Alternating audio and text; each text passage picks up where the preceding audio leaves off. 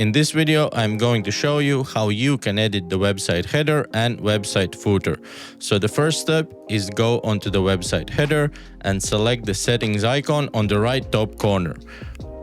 Then a menu will open where you can select multiple options. For example, all menu letters in caps, full width menu, transparent header, how the selected menu item will look, how this language selector will look.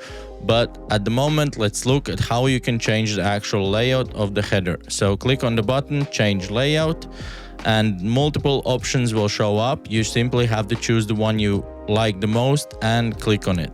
And automatically you will see that the website header layout has been changed. In this case, we also have a banner right underneath the header, so we can choose the option transparent background. Let's see how that looks. Again, go to the website header, settings icon, and click transparent header.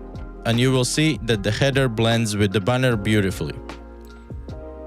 Now let's go and take a look how to adjust the website footer. Go to the bottom of the page and the same thing applies. Go to the footer, select the settings icon on the right corner, click on it, and you will see again that there are few options like menu caps, whether you want to include social network icons or not.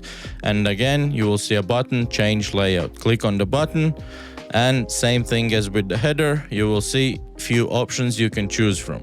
Simply click on the one you like and it will be automatically applied to your site. So that's how you change your website's header and footer with Mozello.